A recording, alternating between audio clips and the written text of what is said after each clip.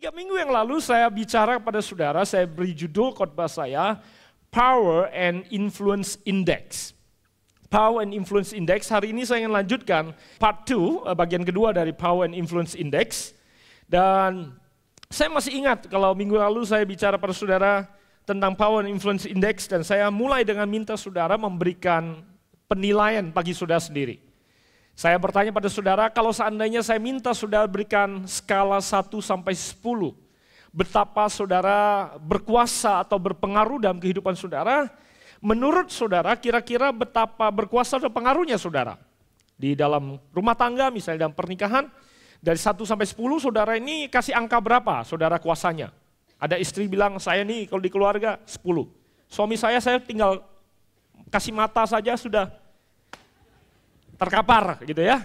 Anak-anak saya tinggal angkat alis mata, semuanya berjejer dan manis dan lain sebagainya. Atau sebaliknya suami berkata, saya yang 10 di rumah, karena uang saya yang pegang. Saya cuma kasih jatah uang belanja Rp5.000 per hari, terserah mau berapa lauk, tergantung saudara di pernikahan, di pekerjaan. Saudara seberapa berkuasa, seberapa berpengaruh. Di rumah tangga, di kompleks perumahan, I'm the boss, saya kepala RT-nya. Atau semua satpam saya yang gaji, di kota saya jagoannya. Karena semua premannya di tangan saya. Atau apa saja, saudara kasih skala, kemudian saudara hitung rata-rata saudara dari 1 sampai 10 saudara seberapa berkuasa dan berpengaruh. Dan saya masih ingat kemudian saya katakan bahwa kalau saudara memikirkan tentang kuasa dan pengaruh, saudara power and influence, saudara seringkali waktu berpikir tidak bisa lepas dari kehebatan. Cuma berpikir, apa yang sudah saya pernah capai ya? Saya ini pernah buat apa? Pernah ciptakan apa? Pernah temukan apa? Pernah berhasil apa? Pernah manjat apa? Gedung tertinggi? Atau mungkin pernah jatuh dari gedung tertinggi? Minimal itu pencapaian. Jadi ada expertise, ada kehebatan yang pernah saudara capai. Mungkin seringkali saudara pikirkan itu. Ini yang pertama. Yang kedua, saudara tidak bisa lepas dari uang. Seberapa banyak saudara punya. Mungkin. Sehingga, karena uang memampukan saudara. Membuat saudara mampu melakukan sesuatu. Makanya orang yang nggak punya uang disebut orang yang tidak mampu. Padahal kuat loh dia, fisiknya. Cuma tetap dianggap tidak mampu. Karena ini yang menentukan kemampuannya. Itu istilah definisi dunia. Di sini saudara punya berapa saja saudara orang yang sangat mampu. Makanya saudara duduk di sini tidak ditentukan oleh jumlah persembahan saudara. Tidak ditentukan oleh kapasitas persembahan duduknya baris keberapa. Enggak, bukan itu ukurannya. Amin. Jadi saudara nggak bisa beli baris pertama, baris kedua nggak bisa. Yang ketiga, saudara tidak bisa lepas dari jabatan. Saudara berpikir atau saudara tidak bisa lepas dari jabatan saudara. Saudara ini siapa? Kepala perusahaan, kepala rukun tetangga, rukun warga, kepala kota, kepala negara, kepala keluarga, kepala apa saja, atau kepala jabatan, kepala departemen, kepala divisi, dan lain sebagainya. Tidak lepas dari jabatan saudara, siapa saudara. Kemudian yang keempat, saudara tidak bisa lepas dari popularitas saudara. Seberapa terkenal saudara. Apakah sudah dikenal apa tidak? Tidak bisa lepas. Tidak bisa lepas dari itu. Times 100 mencatat atau Times mencatat tentang 100 most influential atau powerful and influential people. Mereka selalu hitung dari kategori hal seperti itu. Orang yang terkaya, orang yang mendirikan Google, Yahoo, Facebook, dan lain sebagainya. Jabatan-jabatan penting menentukan kuasa dan pengaruh seseorang. Tapi saudara tahu bahwa jabatan, uang, kehebatan, popularitas tidak menjamin seseorang berpengaruh dan berkuasa. Tidak menjamin. Dan saya katakan yang dihitung atau yang diukur bukanlah kehebatan, uang, dan popularitas. Apalagi jabatannya, karena ada banyak orang punya jabatan penting. Tapi kuasa dan pengaruhnya sangat kecil. Jadi kalau kita mau bicara indeks, yang diukur bukan uangnya, bukan jabatannya, bukan popularitasnya. Harus merupakan sesuatu yang bisa diukur, betul kan? Kalau kita bicara indeks harus sesuatu yang bisa ukur. Dan saya 3 minggu lalu perkenalkan 3 hal yang menurut saya bisa dipakai untuk mengukur kuasa dan pengaruh seseorang dalam kehidupan. Saya bilang yang pertama adalah perubahan. Seberapa jauh atau seberapa berkuasa seseorang sangat ditentukan oleh seberapa besar perubahan yang dia akibatkan. Kemanapun dia pergi, seberapa besar perubahan yang dia akibatkan. Kalau dia mengakibatkan perubahan yang sangat besar, dia orang yang sangat powerful dan sangat dahsyat pengaruhnya. Terlepas dari perubahan itu kepada yang positif maupun yang negatif. Kalau dia datang ke perusahaan itu, hancur berantakan perusahaan itu, dia powerful, cuma negatif. Dia masuk satu gereja, gerejanya bubar, itu dia sangat berkuasa, cuma negatif. Dia masuk ke satu kota, kotanya berantakan. Kriminalitas naik dan lain sebagainya, berarti dia berkuasa, cuma negatif. Oke? Perubahan. Yang kedua, teritorinya seberapa luas pengaruh atau kuasanya bekerja. Teritori, seberapa luas. Ada orang sangat kaya, tapi perubahannya nggak besar. Dari dia nggak punya menjadi sangat punya, dari tidak mampu menjadi sangat mampu, perubahan terbesar yang dapat dilihat hanyalah penampilannya saja. Bajunya berubah, jam tangannya berubah, mobilnya berubah, rumahnya berubah. Sebatas perubahan pribadi, penampilan pribadi, bahkan gaji pembantu rumah tangganya pun nggak berubah. Jadi pengaruhnya dia, perubahan yang terjadi sangat kecil, walaupun uangnya sangat banyak. Ada orang jabatannya sangat tinggi, dia kepala perusahaan. Tapi yang repotnya, dampaknya dia tidak sampai terasa di seluruh perusahaan. Hanya sebatas ruang kantornya, mungkin sekretarisnya saja yang merasakan. Ada kepala rumah tangga, pengaruhnya bahkan di rumah tangganya tidak ada. Istrinya pun tidak bisa merasakan pengaruhnya. Tapi bisa dibalik, kepala rumah tangga bisa sampai pengaruhnya sampai ke rumah tangga tetangga. Itu pengaruh. Terlepas dari positif maupun negatif. Ya kan ada yang ibu-ibu yang pengaruhnya sampai 1 RT. Ya terlepas dari positif maupun negatif. Nah ada kepala negara yang harusnya pengaruhnya, karena jabatannya pengaruhnya satu negara. Tapi ternyata ada kepala negara yang pengaruhnya nggak sampai dirasakan oleh negaranya. Cuma dirasakan keluarganya saja. Di Indonesia, di Asia jarang, di Afrika banyak. Kepala negara seperti itu. Tapi ada kepala negara yang walaupun dia hanya kepala di negaranya, pengaruhnya lintas negara. Itu dahsyat. Tidak heran kalau Presiden Amerika dianggap orang paling berpengaruh di dunia, karena dia pengaruhnya bukan cuma negara Amerika. Anehnya, pemilihan presiden di Amerika lebih menarik perhatian warga negara Indonesia daripada pemilihan atau pemilu di Indonesia. Aneh kan? Dan bukan cuma di Indonesia, seluruh dunia matanya ke Amerika. Siapa yang menang?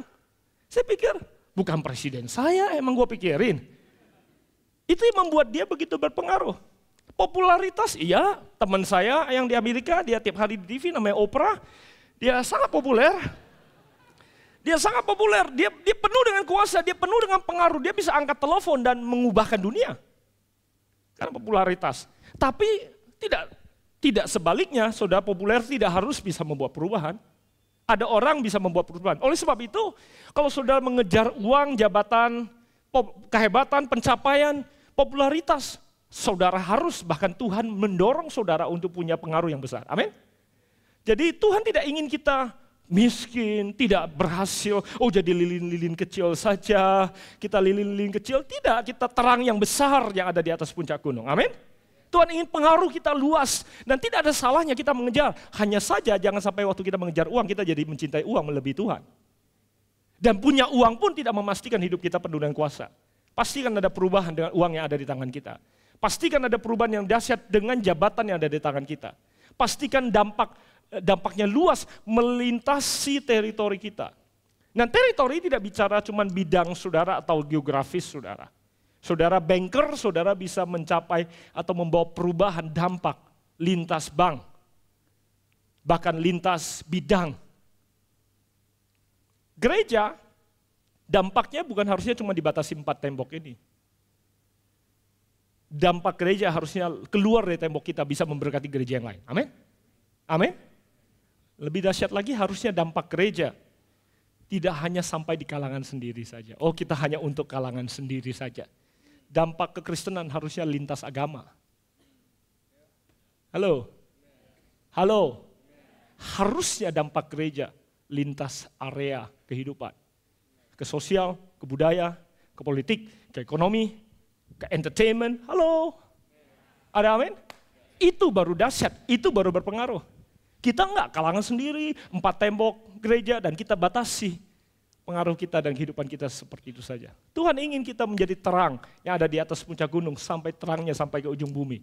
Maka dia katakan, engkau akan menjadi saksi di Yerusalem, Samaria, dan Yudea bahkan sampai ke ujung bumi. Amin. Dia ingin kita lintas wilayah. Nah, yang ketiga yang bisa dipakai untuk mengukur apakah atau dipakai untuk mengukur kuasa dan dampak atau pengaruh dalam kehidupan saudara, yaitu masa. Seberapa lama pengaruh saudara bekerja? Apakah pengaruh saudara hanya bekerja pada saat saudara hidup atau saudara berkarir? Atau pengaruh saudara hanya sebatas masa jabatan saudara? Kalau saudara kehilangan jabatan, pengaruh saudara hilang. Think about it. How powerful and influential are you? Apakah pengaruh saudara hanya sebatas masa jabatan saudara? Dan lain sebagainya. Kalau saudara kehilangan popularitas saudara, apakah saudara masih berpengaruh? Kalau saudara kehilangan jabatan saudara, maksudnya teman-teman Facebook saudara semua cabut dari Facebook saudara. Apakah saudara masih berpengaruh? Karena hidup saudara tidak menentukan atau saudara-saudara bisa punya 6 juta friend di Facebook. Tidak menentukan ada perubahan bisa terjadi, betul kan? Seberapa lama masa kerja daripada pengaruh dalam kehidupan saudara? Nah kalau saudara lihat Yesus menurut saya orang yang paling berkuasa dan paling berpengaruh, menurut saya dia dapatkan 10 atau lebih daripada 10. Setiap orang yang pribadi yang bertemu dengan Yesus hidupnya berubah. Dan perubahan yang kita alami kalau bertemu dengan Yesus bukan cuma sedikit-sedikit. Total, ekstrim, radikal perubahannya. Dan Yesus tidak hanya mempengaruhi Nazaret tempat dia lahir, atau Bethlehem tempat dia lahir, Nazaret tempat dia berasal. Tidak cuma Yerusalem. Tidak hanya Israel, tidak hanya Timur Tengah, tapi seluruh muka bumi ini. Dan dia mempengaruhi, tidak hanya di masanya dia hidup. Dia hidup hanya 33,5 tahun, dan pelayanan dia hanya 3,5 tahun. Dengan hidup atau pelayanan di depan publik 3,5 tahun, dia mempengaruhi kehidupan kita sampai 2000 tahun kemudian. Saya berpikir, he is so influential, so powerful, dahsyat pribadi yang namanya Yesus itu. Amin. Oleh sebab itu, nah, 2-3 minggu yang lalu saya berhenti di sini dan hari ini saya ingin membawa saudara melanjutkan sedikit memikirkan bagaimana saudara mempraktekkan apa yang kita bicarakan, bagaimana saudara bisa membawa perubahan dalam kehidupan saudara kemanapun saudara pergi. Nah, saya ingin kutip satu quotation yang dilakukan atau dikatakan oleh Margaret Thatcher. Margaret Thatcher katakan begini, being in power is like being a lady. Ada di dalam kuasa seperti ibaratnya menjadi seorang wanita. If you have to tell people you are not. Orang yang berkuasa seperti menjadi seorang wanita harus kasih tahu, ini gua cewek lo, gua nih cewek lo, gua nih cewek. Kalau lo sibuk harus kasih tahu orang, kalau engkau ini seorang wanita, sebenarnya saudara bukan seorang wanita. Saudara harus kasih tahu, gua ini berkuasa lo, gua ini dahsyat, gua ini hebat. Kalau saudara perlu sibuk beritahu orang saudara seperti itu, sebenarnya saudara tidak berpengaruh. Saya bilang saudara tidak harus takut dianggap mobil kalau duduk di garasi. Hanya saudara tidak tahu kalau saudara siapa. Saudara takut dianggap mobil kalau duduk di garasi. Amin. Oleh sebab itu pagi hari ini saya hanya ingin bagikan pada saudara 3 hal. 3 hal yang bisa menolong saudara.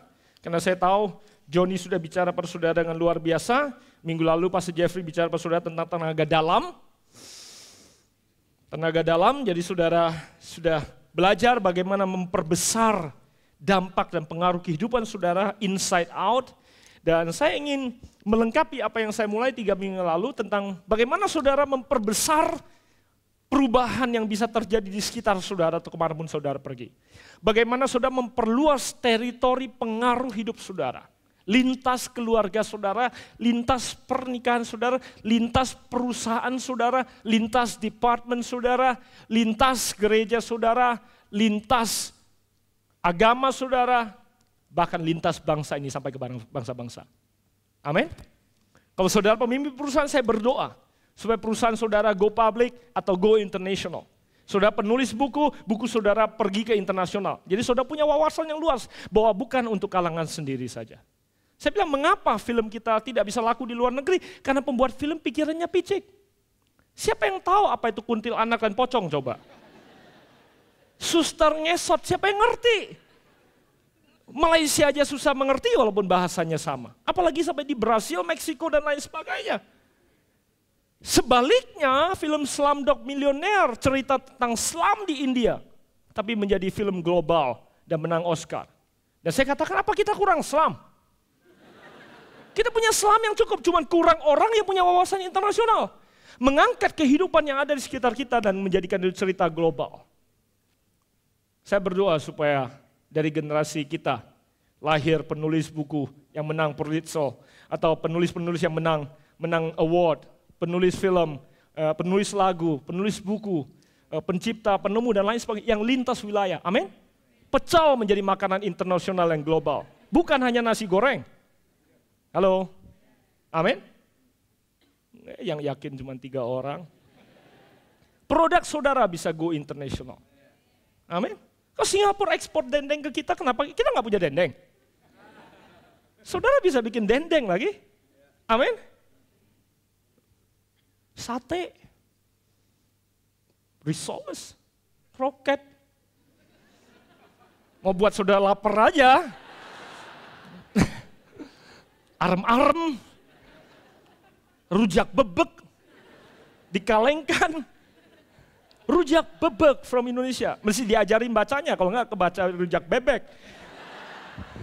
Ekspor, saudara perkenalkan sesuatu yang jadi global pemikirannya, amin? Oke, saya ingin menolong kita atau membuka pikiran kita. Saya tidak berkata bahwa saya sedang mengajarkan sesuatu yang sudah berhasil atau sudah, karena saya harus mempraktekkan sampai setelah saya meninggal. Dan kemudian setelah saya meninggal, ini terbukti, baru saya bisa katakan ini sesuatu yang saya bisa khotbahkan. Bisa nangkep ya? Tapi saya ingin bagikan beberapa pemikiran yang kemudian saya yakin yang saya mulai praktekkan dalam kehidupan saya. 3 hal.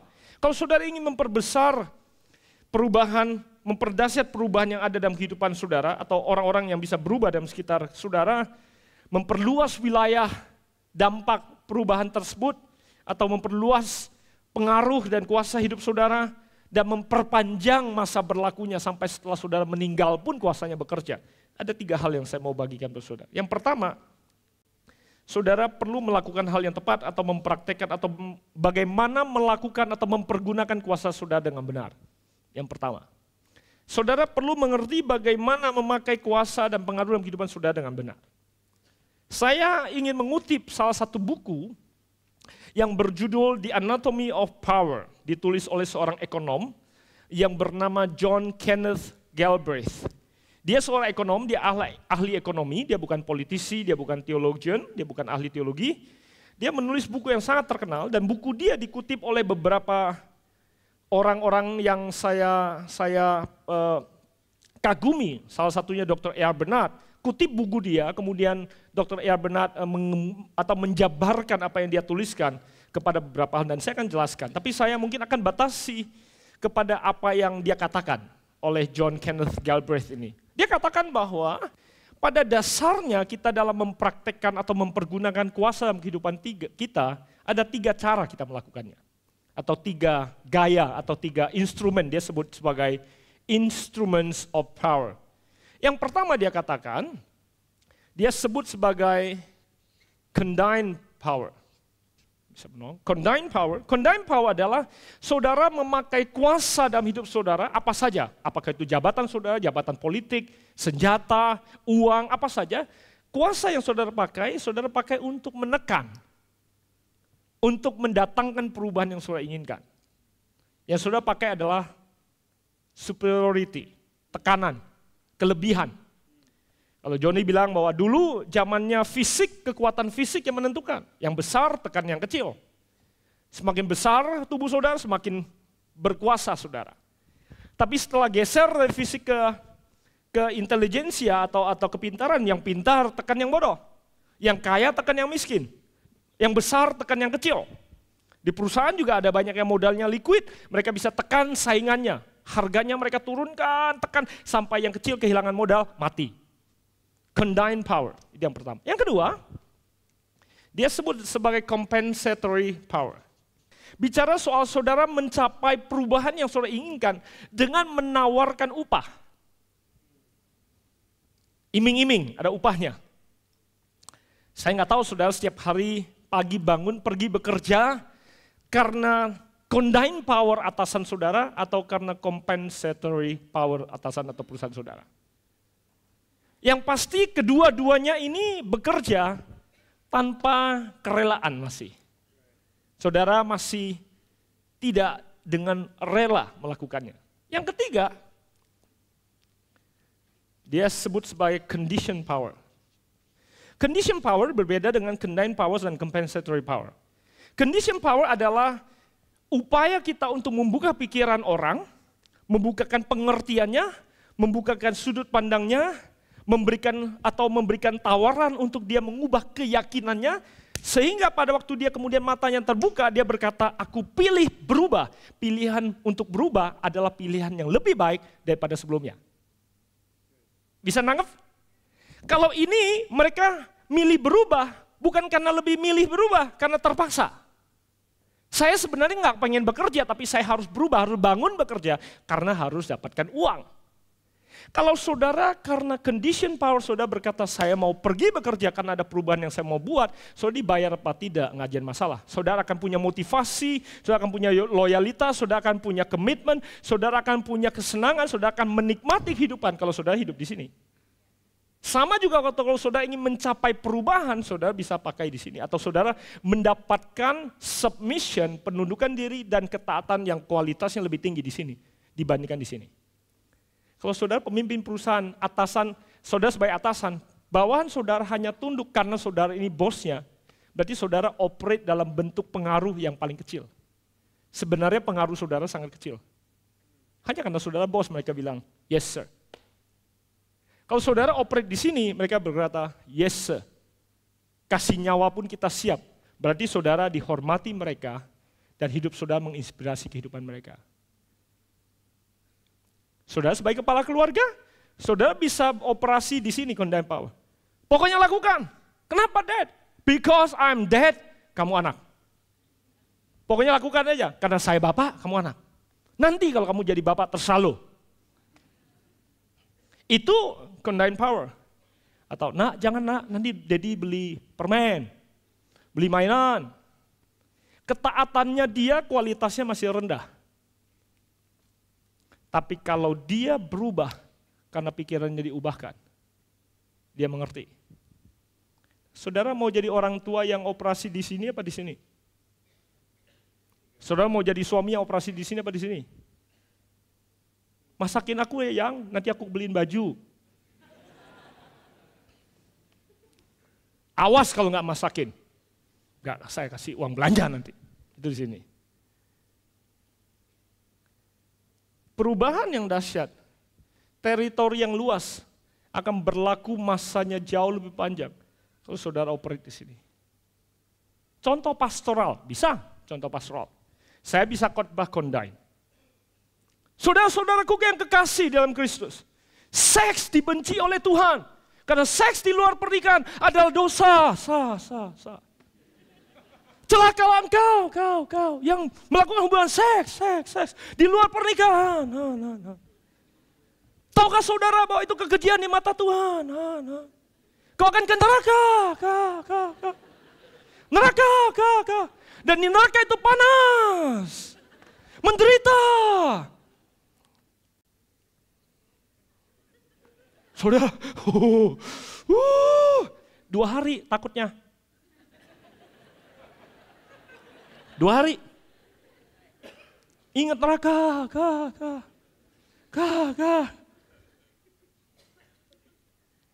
Hari ketiga, lupa. Condign. Nyolong, dosa. Nyuri, dosa. Condign. Dosa, neraka. Panas, saudara. Ingat itu panas. Panas banget. Si orang kaya minta setetes air aja, nggak ada. Dan itu seumur hidup. Bayangkan di Sahara seumur hidup. Dan ini ribuan kali lebih panas. Kondai. Compensatory. Sebaliknya, saudara-saudaraku, di surga jalannya emas. Semua kebenaran loh, betul kan? Cuman gayanya aja. Semua kebenaran. Betul, engkau berdosa, neraka, betul. Surga ditawarkan kepada saudara. Condition power takes more than itu. Perlu kerja lebih keras. Seks sesuatu yang sangat indah, saudara. Seks sesuatu yang diciptakan oleh Tuhan, sesuatu yang dahsyat. Sesuatu yang harus kita nikmati. Tapi otak saudara diciptakan Tuhan, merekam sensasi-sensasi terutama yang pertama kali. Dan sensasi yang pertama kali sulit dilupakan. Bayangkan kalau engkau melakukan hubungan seks di luar pernikahan. Otak saudara berkata, wow itu sesuatu yang sangat amat indah. Tapi nurani saudara berkata, tapi ini salah. Saudara sedang mengizinkan diri saudara ada di dalam kebingungan. Dan hidup saudara akan senantiasa ada dalam kebingungan. Seks sesuatu yang sangat indah. Tidak mudah untuk ditolak. Ciuman pertama sesuatu yang sangat amat indah. Mudahkah ditolak? Tidak. Saya ngasih tahu anak saya yang perempuan. Dari kecil, kalau engkau lihat yang ganteng, kau akan tergoda, tapi ingat, otakmu akan merekam sensasi yang pertama. Kau mau menunggu, save the best for last. Itu condition power. Itu condition preaching. Am I making any sense to anybody? Tapi perlu kerja keras. Nah kalau saudara di dalam pernikahan saudara, dengan istri saudara, dengan anak saudara, saudara tidak pernah spend time untuk bisa exercise condition power. Saudara cenderung akan pakai condition power. Pokoknya, gua ngomong, dengerin. Di perusahaan saudara juga seperti itu. Makanya kenapa penting saudara belajar soal relationship, belajar soal komunikasi supaya saudara bisa berpengaruh dalam kehidupan saudara. Saudara mengajar, saudara bekerja, saudara bahkan bisa leading up, bisa memimpin atasan saudara kalau saudara mengerti condition power. Saudara bisa menuntun orang tua saudara yang belum ada dalam Tuhan untuk cinta kepada Tuhan tanpa menjadi kurang ajar. Halo, amin. Saudara dapat memperbesar kuasa dan pengaruh dalam kehidupan saudara kalau saudara mempergunakan atau mengerjakan atau memakai kuasa dan pengaruh dalam kehidupan saudara dengan cara yang benar. Itu yang pertama. Yang kedua, saya ingin mengajak saudara belajar dari Filipi pasal kedua. Jadi yang pertama, saudara perlu tahu bagaimana mempergunakan kuasa dalam kehidupan saudara dengan benar. Sehingga perubahannya dahsyat. Teritorinya luas, masa berlakunya lama. Yang kedua, Filipi pasal yang kedua. Saya ingin mengajak saudara membaca Filipi pasal kedua. Saya ingin kutip beberapa hal. Filipi pasal kedua menceritakan pada kita bagaimana Yesus ditinggikan oleh Tuhan. Tadi saya sudah katakan bagaimana Yesus begitu penuh dengan kedahsyatan, mendatangkan atau menghadirkan perubahan dalam kehidupan orang. Memperluas atau begitu luas dampak dan pengaruhnya. Dan kuasanya, pengaruhnya masih bekerja sampai hari ini. Dan ada alasannya, ada dasarnya kenapa dia seperti itu. Nah, di dalam ayat ke-9 dikatakan, itulah sebabnya Allah sangat meninggikan dia. Dan mengaruniakan kepadanya nama di atas segala nama. Yesus ditinggikan oleh Bapanya di surga bukan tanpa syarat. Yesus diberikan nama di atas segala nama bukan tanpa syarat. Berapa banyak yang mau produk saudara, perusahaan saudara ditinggikan oleh Tuhan? Amin. Produk saudara ditinggikan oleh Tuhan, perusahaan saudara ditinggikan oleh Tuhan, tapi untuk pergi ke sana, untuk diperbesar kuasanya, dampaknya tidak bisa tanpa syarat. Dan di dalam Markus pasal ke-9 saudara sudah pernah belajar. Di ayat ke-35, Yesus bilang kalau engkau mau menjadi yang terdahulu, engkau harus menjadi yang terbelakang. Betul kan? Saya cuma sekedar mengingatkan karena saya tidak mau khotbahkan itu. Cuma mengingatkan saudara bahwa Tuhan bilang kalau engkau mau menjadi yang terdahulu, engkau harus berani menjadi yang terbelakang, melayani yang lain. Makanya Pastor Jeffrey bicara pada kita semua, bicara soal service. Kalau saudara mau perusahaan saudara maju, saudara harus utamakan service. Serving others, amin? Nah, dari konteks itu saya ingin sudah melihat mulai ayat yang pertama. Saya akan bacakan mulai ayat pertama dikatakan. Jadi karena dalam Kristus ada nasihat dan penghiburan kasih, ada persekutuan roh, ada kasih mesra dan belas kasihan. Karena itu sempurnakanlah sukacitaku dengan ini. Hendaklah kamu sehati sepikir dalam satu kasih, satu jiwa, satu tujuan, dengan tidak mencari kepentingan sendiri atau pujian yang sia-sia. Sebaliknya hendaklah dengan rendah hati yang seorang menganggap yang lain lebih utama daripada diri sendiri, dan janganlah tiap-tiap orang hanya memperhatikan kepentingannya sendiri, tetapi kepentingan orang lain juga. Dari 3 ayat atau 4 ayat pertama saya baca, kata janganlah engkau mementingkan diri sendiri tapi mementingkan orang lain, itu 2 kali diulang.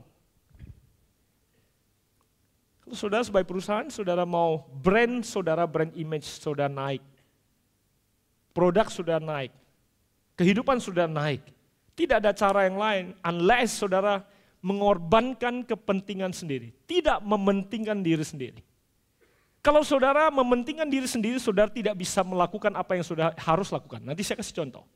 Tapi saudara tangkap dulu prinsipnya. Yesus bilang kalau engkau mau maju, engkau mau naik, tidak ada pilihan lain kecuali saudara mengorbankan diri sendiri, tidak mementingkan diri sendiri. Saya tadi minta izin Rinto, karena Rinto dan Yvette mereka mengelola lounge yang dimulai dari orang tua di bandara. Ada lounge Pura Indah, di date atau di workers gathering, di retreat pekerja mereka pernah saksikan. Sejak berapa tahun kalian terlibat hospitality? 4, 5? 4 tahun mereka melayani di hospitality. Selain melayani semua pekerja hari Minggu, kami di belakang makan, pekerja yang bertugas makan.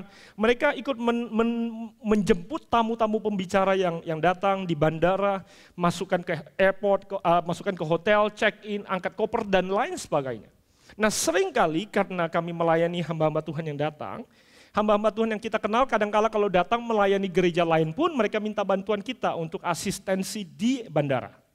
Beberapa kali Rinto dan Yvette melayani di bandara, menjemput tamu yang datang, kemudian menyerahkan kepada gereja pihak penjemput. Jadi kita asistensi di situ. Nah, beberapa kali kita lihat bahwa penjemput yang dari beberapa teman gereja yang lain, yang menjemput itu tidak terbiasa melayani. Seringkali kalau seperti kami menjemput, kami pastikan kenyamanan dari orang kita jemput. Dari sejak mobilnya datang, angkatkan kopernya, check-in-nya, dan sampai ke hotel, sampai hal-hal yang paling kecil pun diperhatikan. Seringkali kalau kita lihat teman-teman gereja lain yang menjemput, kadang-kadang mereka udah jemput, salaman, oke, mobil masih diparkir, akhirnya tunggu. Ya hal kecil sih saudara, bukan sesuatu yang mengorbankan jiwa dan raga, tidak, hal kecil. Tapi masalahnya adalah tidak, yang dipikirkan bukan sesuatu yang terbaik yang kita bisa berikan pada orang itu. Masalahnya bukan kecil besar. Allah hamba Tuhan, gitu aja masa marah, suruh nunggu. Bukan itu masalahnya. Kalau kita mau melayani, kita harus memikirkan kepentingan orang itu. Nangkap ya? Bukan pekerjaannya, bukan itu. Tapi kalau saudara punya sikap seperti itu, seringkali saudara bisa melihat ada banyak hal yang bisa dilakukan yang tidak mereka lakukan. Contoh mau naik mobil, yang menjemput sibuk mau sopirnya di dalam, yang jemput di luar, dan hamba Tuhannya harus ngangkat koper. Padahal kalau saudara punya sikap setiap saat senantiasa memikirkan apa yang terbaik yang bisa kita lakukan buat dia, mata saudara akan melihat begitu banyak hal yang bisa dilakukan. Nangkap gak? Nah kalau saudara pakai prinsip ini di perusahaan saudara, mata saudara akan melihat banyak hal yang saudara bisa upgrade. I hope you catch this. Saudara, I'm saving you training yang mahal, jutaan di luar. Kalau di pekerjaan saudara, di posisi saudara, saudara punya mental mementingkan kepentingan orang lain, mementingkan kepentingan atasan saudara. Sebelum dia A, saudara udah kasih. Sebelum dia bilang saudara tinggal tunggu waktu saudara naik. Tapi sikapnya harus, emang gue pikirin bukan tugas gue. Kalau saudara pikirkan, ini gue udah lembur nih, gue mesti pulang. Kalau yang saudara pikirkan diri saudara sendiri, saudara akan kelewatan kesempatan, melihat kesempatan demi kesempatan yang ada di depan saudara lewat. Apakah saya masuk di akal saudara? Nah, mungkin saudara seringkali berurusan dengan orang yang sangat rese. Di customer service mungkin rese. Tapi kalau saudara tidak dengan filosofi kebenaran berkata mementingkan kepentingan orang lain, saudara tidak akan punya kekuatan untuk melakukan apa yang saudara perlu lakukan. I hope you get this. I really hope you get this. Di produk saudara, di perusahaan saudara, di pelayanan. Kalau saudara di pelayanan, saudara ingin mementingkan orang lain, tidak mementingkan diri sendiri. You're gonna bring change kemanapun kau pergi. Luas teritori pengaruh saudara tidak hanya dampak dalam departemen saudara, lintas departemen. Itu prinsip firman Tuhan. Saya mungkin hanya bisa saksikan kalau nanti suatu hari saya sudah meninggal. Apa yang saya akan praktekkan ini mungkin bisa berbicara.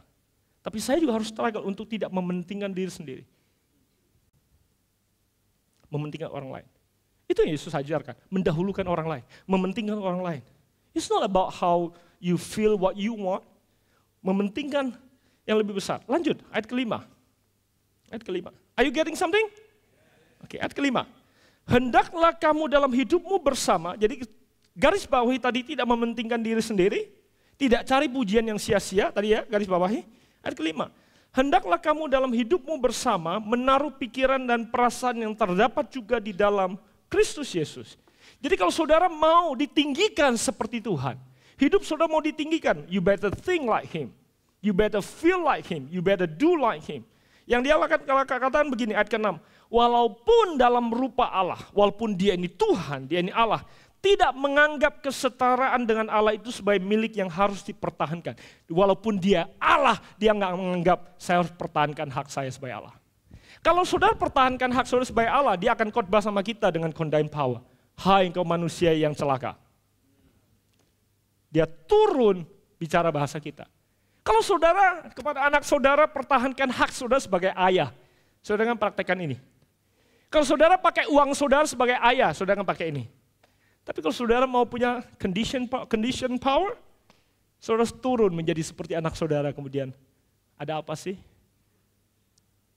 Apakah saya masuk di akal saudara? Dia turun menjadi setara dengan kita. Tidak menganggap keilahian dia sebagai sesuatu yang harus dipertahankan. Dan kemudian dikatakan, melainkan telah mengosongkan dirinya. Mengosongkan diri tidak bicara soal dia jadi Tuhan yang hun-hun. Ngerti ya? Enggak. Mengosongkan diri, hun-hun itu orang yang kosong. Bukan itu. Mengosongkan diri bicara soal dia put aside all the privileges. Dia menyingkirkan semua fasilitasnya. Turun menjadi sama. Kalau saudara kepala bagian, saudara naik BMW, bawahanmu naik Espas, lagi ngunjungin staff, kemungkinan kalau engkau setara, kemungkinan either kamu naikkan dia ke BMW atau saudara naik ke Espas. Things like that, make sense to you? Dia put aside all the facility, all the privilege, turun, bicara.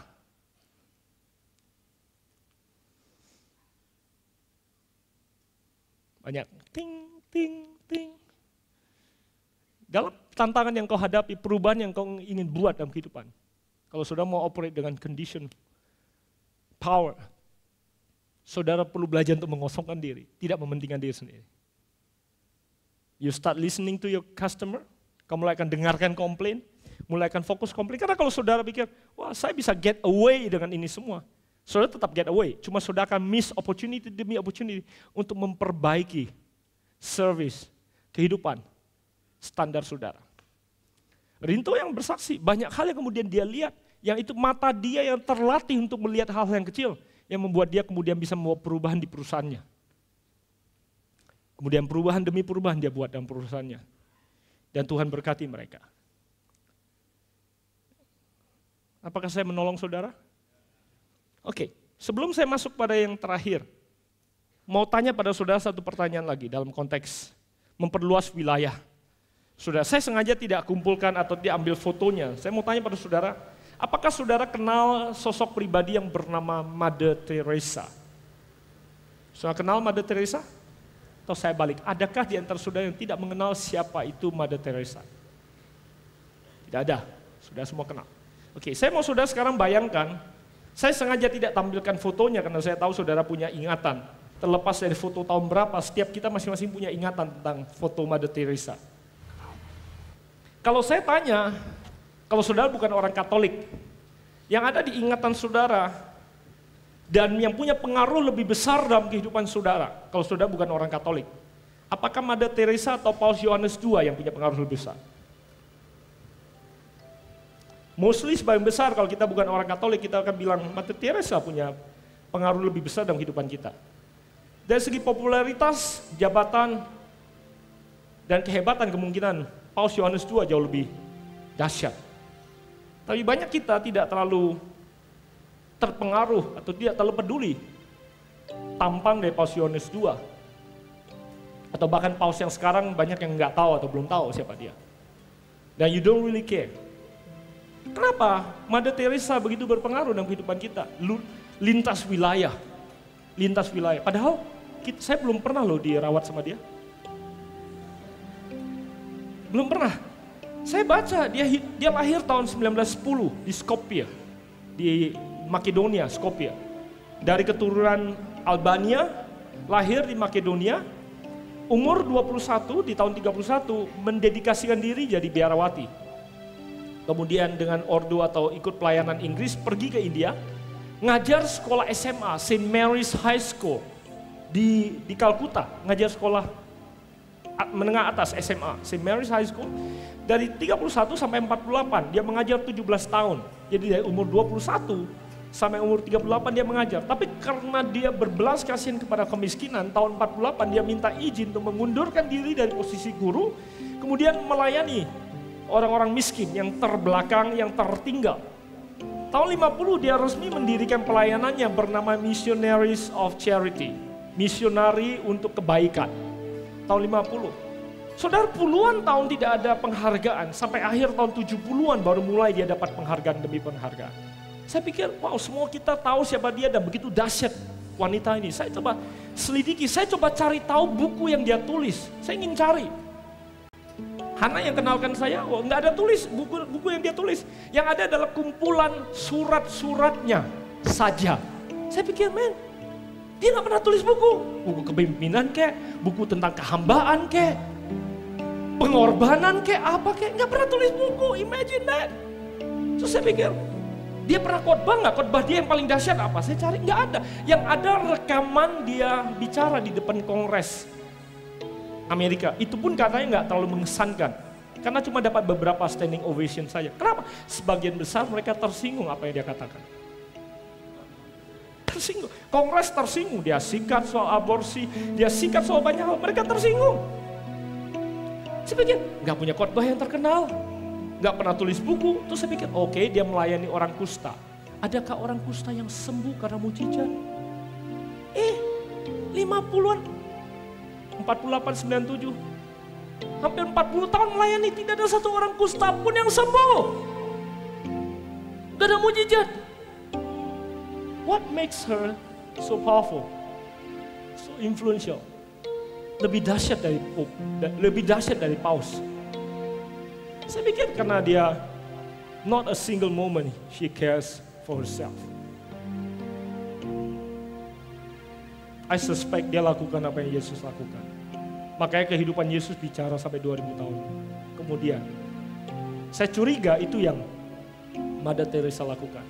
Nggak pernah take credit for herself. Nggak peduli. Apakah orang mengakui apa tidak, peduli apa tidak. Keep on giving. Hidup dia dahsyat. Kalau dari segi popularitas saya kira baru dia dapatkan belakangan. Mendekati ajalnya dia dapatkan popularitas seperti itu. Sepanjang hidupnya mungkin gak ada yang mengakui. Sebagian besar atau big portion of her lives, orang tidak mengakui siapa dia dan tidak mengakui apa yang dia lakukan. Saya rasa kehidupan diukur bukan dari 1-2 set saja, kehidupan diukur dalam kekekalan. Van Gogh tidak dikenal waktu dia hidup, tapi jauh setelah dia hidup, dia baru dikenal. Saya pikir kehidupan kita di bumi ini terlalu singkat dibandingkan kekekalan.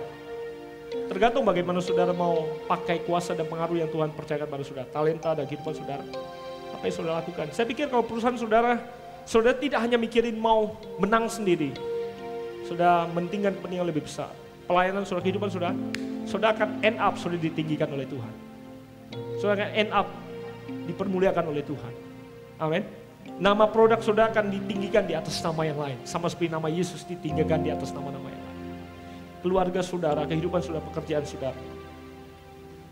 Yang terakhir, sebelum saya masuk yang terakhir, saya ingin kutipan daripada Winston Churchill. Winston Churchill katakan begini, "We make a living by what we get. We get alive by what we give." Kita bisa hidup, mendapatkan nafkah berdasarkan apa yang kita terima. Tapi kita membangun kehidupan berdasarkan apa yang kita kasih. Amin. Kalau saudara mau bangun kehidupan yang lebih besar daripada diri saudara sendiri, yang jangkauannya lebih luas daripada jangkauan tangan saudara, saudara mungkin perlu belajar daripada apa yang Yesus lakukan, belajar daripada apa yang Mother Teresa lakukan. Yang terakhir, kalau saudara ingin masa berlaku, pengaruh saudara bekerja bicara lebih lama daripada hidup saudara, tidak ada cara lain kecuali saudara preserve, saudara mempersiapkannya, melanjutkannya dalam bentuk benih. Kalau saudara makan durian yang enak sekali, setelah saudara makan akan habis buahnya. Satu-satunya cara untuk saudara bisa dapatkan kembali durian yang sama enaknya, bahkan lebih banyak jumlahnya, adalah ambil bijinya, kemudian ambil benihnya, kemudian tanamkan, dan kemudian saudara akan dapatkan kelipatan ganda. Semua yang saudara anggap berharga, kalau saudara ingin preserve dan saudara ingin dampaknya terus berbicara setelah saudara tidak ada, saudara perlu persiapkan dalam bentuk benih. Saya mau tanya, saudara punya uang banyak, lebih penting kasih uangnya sama anak saudara atau kasih benihnya bagaimana mendapatkan uang dan mengelola uang dengan baik? Saudara punya jabatan, mewariskan jabatan lebih baik daripada atau lebih baik saudara ajarkan dia, berikan dia benih bagaimana bisa membangun jabatan atau kehidupan yang jauh lebih tinggi bahkan daripada jabatan saudara, melampaui jabatan saudara. Benih. Saudara bisa tuliskan, saudara bisa rekam, bisa jadi buku, bisa jadi lagu, bisa jadi apa saja. Semua yang saudara ingin lanjutkan dampaknya harus saudara bungkus dalam bentuk benih yang saudara berikan. Saya setiap hari berusaha pulang ke rumah, saya tabur benih sama anak saya. Main sama dia, wrestling dengan dia, dengan istri saya. Yang saya bisa tinggalkan hanya memories, ingatan-ingatan yang baik. Sehingga waktu nanti suatu hari saya terkapar, ada hal yang indah yang banyak yang mereka ingat, yang sampai saya sudah pergi pun mereka masih bisa ingat. GPCC Tuhan tanamkan di Indonesia untuk mendatangkan perubahan yang lintas teritori, bukan hanya tembok gereja ini saja, bukan hanya kalangan sendiri saja bahkan, dan tentunya lintas masa. Oleh sebab itu, visi ini akan ada setelah saya, Pastor Jeffrey, atau kita semua diambil nafas dari hidung kita. Oleh sebab itu yang kita perlu lakukan adalah menanamkan benih untuk generasi yang akan datang. Amin. Dan supaya kuasa Tuhan, pengaruh yang Tuhan ingin bawa kepada bangsa ini bisa terus berlanjut dan berbicara sampai kehendak Tuhan digenapi dalam kehidupan kita semua. Amin. Saya berdoa supaya engkau naik dan bukan turun, jadi kepala bukan jadi ekor. Kemanapun kau pergi, kuasa dan dampak dalam kehidupan saudara diperluas oleh Tuhan, sehingga nama Kristus dimuliakan dalam kehidupan saudara. Amin. Berikan kemuliaan bagi Dia sekarang.